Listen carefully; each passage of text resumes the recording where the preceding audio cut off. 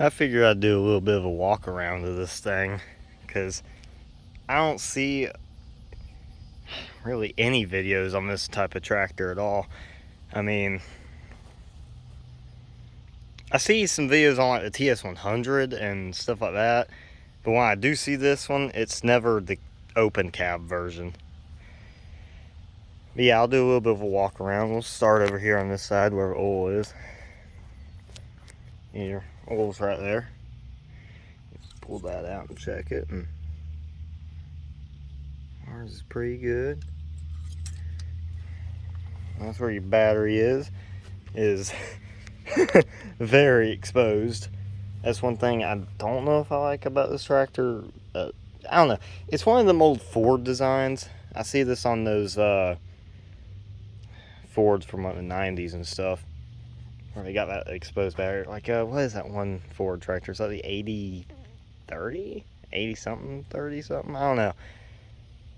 But yeah, I mean, I think this might have the Ford engine in it. Not entirely sure. I think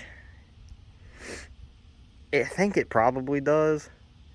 Usually they'll have Ford written under this, but I don't know. And around here, we got our mower on here. This is all your hydraulic setup and such. Here's your 3-point arms. Then let me just like cross over this PTO real quick.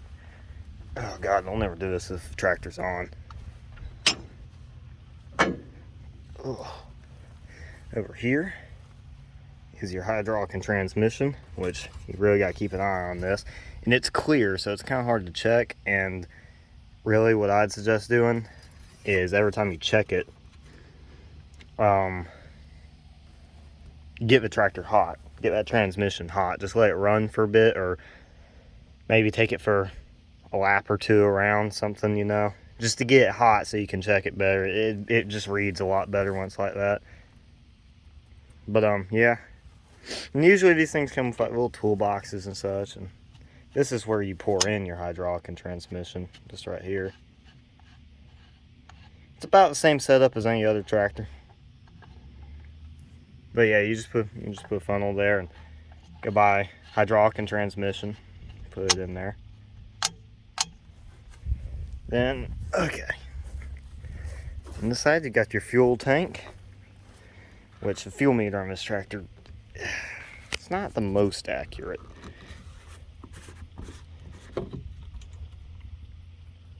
It's got a good amount in it.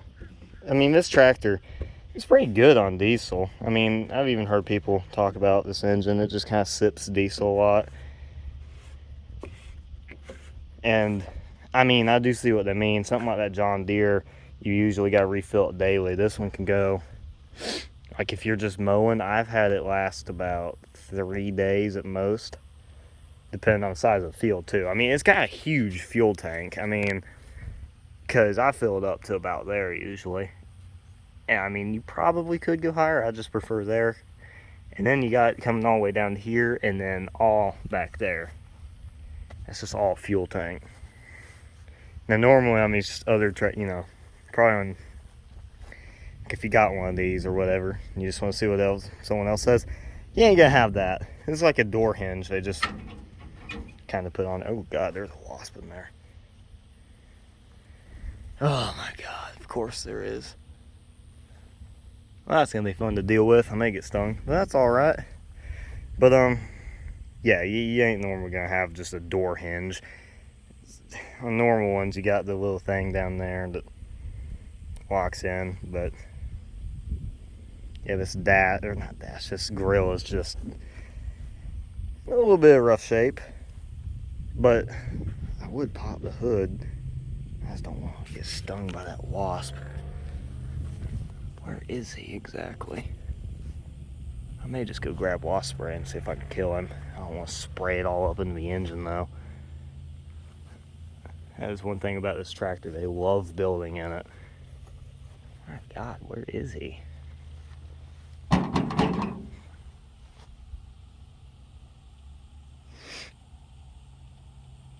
don't know. Okay, well, Huh.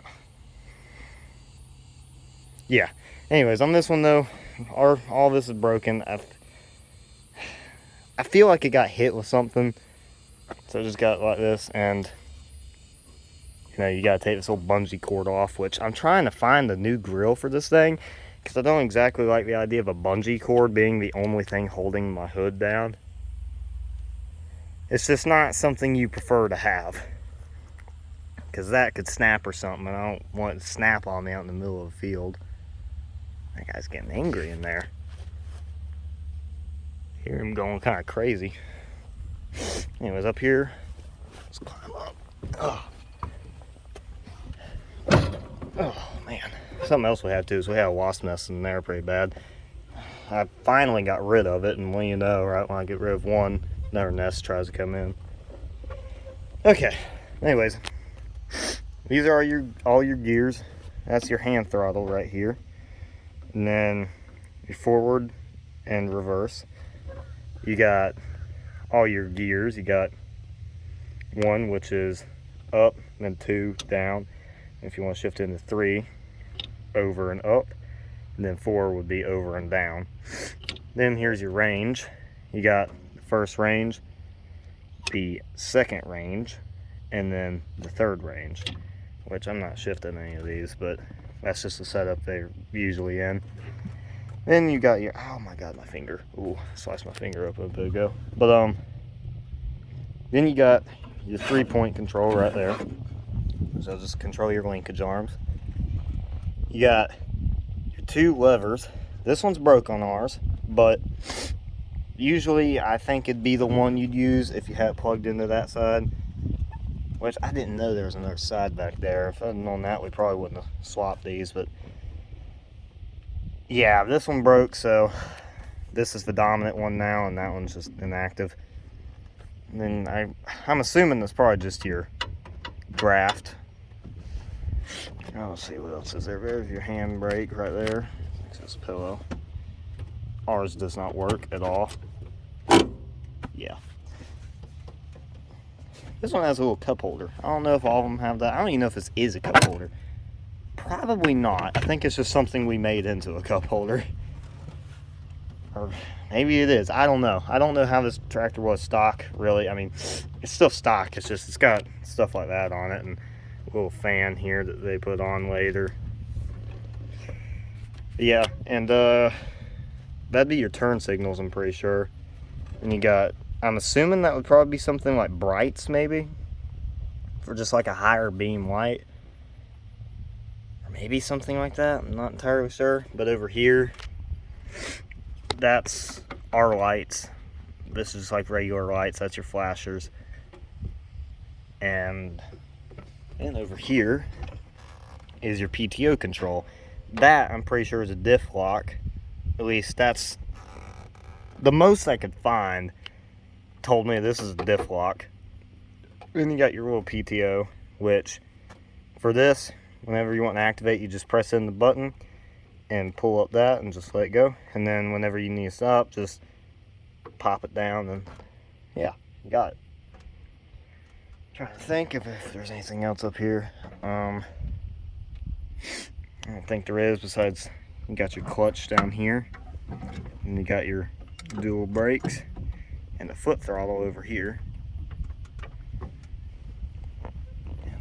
That should be it for up here, I'm pretty sure. Yeah, I mean, that's about it up here. If that wasp wasn't in there, I'd probably pop the hood, show all that. Let's see if he's down there real quick. I don't think he's in there, so, well, never mind. Screw it, I may just pop the pin open, throw the bungee off, and let it do its thing. Which with ours, I probably just won't show this process because, yeah, I mean, on a normal one, you usually just pop whatever. I don't exactly know how a normal one looks, but yeah, on anyone else's, you probably just pop the thing off casually, and there goes the hood. I'm gonna get all this bungee off real quick. Okay, now I got that up, it should just go up like any normal one. Well, except for that. See if I can do this one-handed. Oh. That's probably gonna fall off is Not connected at all. Oh, and it did not fall off. How amazing. Anyways, this is your water in here. And that wasp is, I don't know where he went. Oh, shit. Hang on. I'm trying to just make sure I ain't gonna get all stung if I look up in here. Okay, no, I should be good. This is your water right here. I kind of run mine a little bit, so it's a little warm. I may just leave mine. I mean, watering this thing's usually good, but anyways, you'd pop this off and it's usually just full. If it's not full, I suggest just, you know, putting some coolant in here or water, top it off, you know. And there is another thing here. I think it's another way you can check it. I don't know. But yeah, that's like your radiator and all that, and that's how you check all that. I mean, it's really simple. I like this tractor best because of how simple this is. I just wish this was in better shape. While I'm in here, I wanted to look and see if this goes to anything. So I'm gonna do that real quick and then I'll get right back with you. And I'll probably just show how to move this thing around and do all that. Yeah, so I have zero clue where that goes, but okay, that's fine. Yeah, that should be it for that. I'm gonna get all this back down and then I'll get all cranked and show you all that. You hear how it sounds. Yeah, just real quick, I wanted to show y'all what I meant by this. Yeah, I know it's taking me forever to get to the driving part, but I'll show you that. I took an old sign and just put it in there. I mean, not a bad idea. It's just, dang.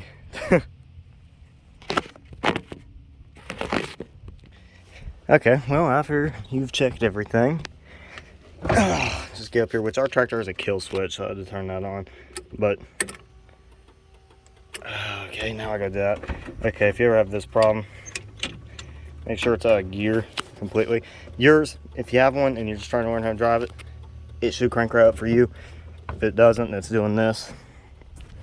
I'd say just take a screwdriver or something.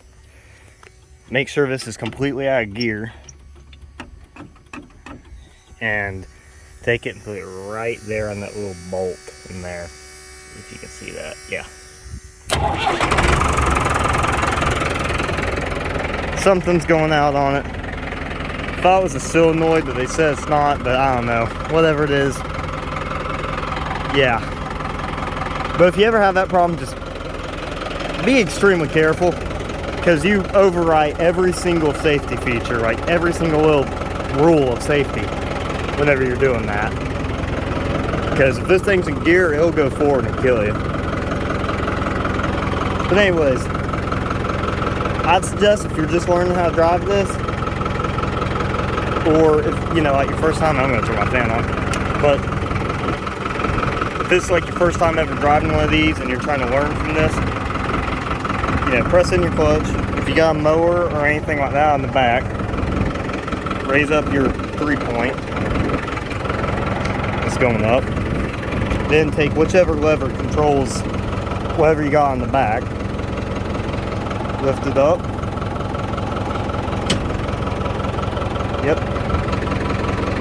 And to lift them, you just, you know, pull it back, push it forward. Just whichever lever works. If you got 3-point, just use that. And now, I'd say range you'd want to put over here into second. Hang on, this old tractor, give it a second. Okay, in the second, which is over and down. And I'd probably say maybe first gear if you're just learning how to drive it. And depending on what's in front of you, if you can just go forward, just put it forward. But if you got backup like me, reverse.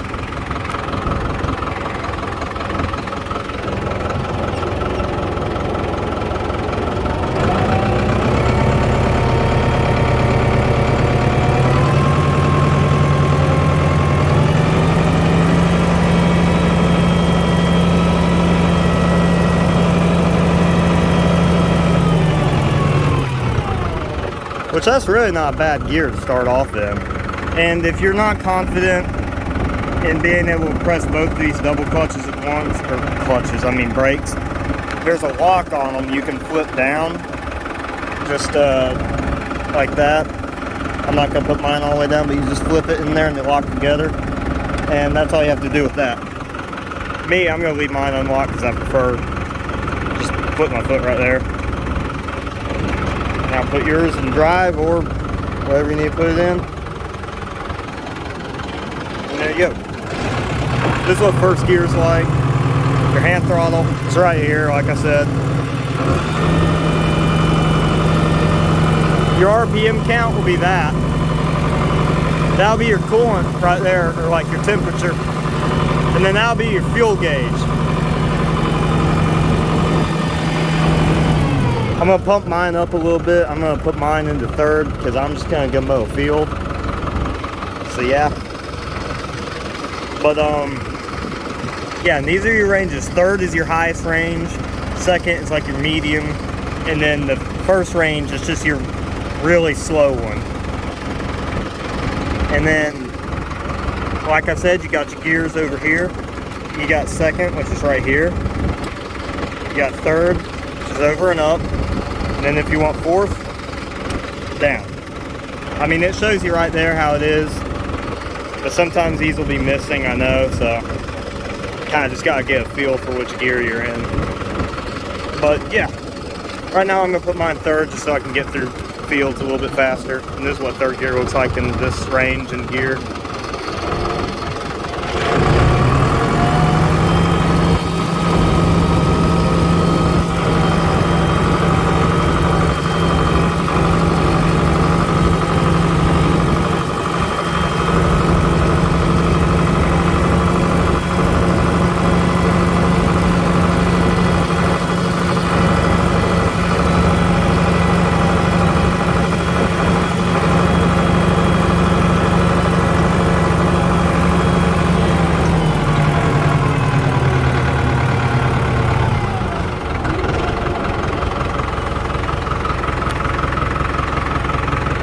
But yeah, that's pretty much how the driving works and how you get in gear and such. And like I said, with the PTO back here, I'll show you how that works real quick, which I prefer having the clutch in when I do this. And that way, like if it's a really tall field, what I like to do, and this is kind of like a little bit of a tip or pointer for me, because it may work for other people. Like if I'm tall, like if I'm gonna mow a real tall field and I don't want to hit the grass, but I just want to hit like the weeds, like the dog fennel out there, I'll usually turn on PTO and I'll lower it until I hear it either hitting grass, or I'll just lower it to a level I think is right, move forward, and I'll see if it's cutting right or whatever and just adjust it from there. You kind of have to do your own thing. Just turn it off like that. But yeah, I mean, that's about all I can really think to show. Yeah, that really should be it. I mean, if there's any questions or anything people have, and like y'all want to know, just shoot, go ahead. I mean, because I may not have covered something right, or I may have made something sound weird, or if you need to know how gears work better, just, you know, leave a comment and ask or something, or anything. And I hope this helped a little bit. But yeah. Yeah, there you go. It ain't too hard once you learn it. I mean, you just gotta know your range, which is this, then your gears, and then this is your forward and reverse. It took me a minute to get used to it, because I was used to that old, like, 2155, where the range and the gear were both just two knobs. You didn't have three. You didn't have all these levers and stuff. It's a bit confusing once you first get on here, but once you know what this is all for, it gets a lot easier. But yeah, hope this helped, and good luck with the tractor if you're learning from this or anything.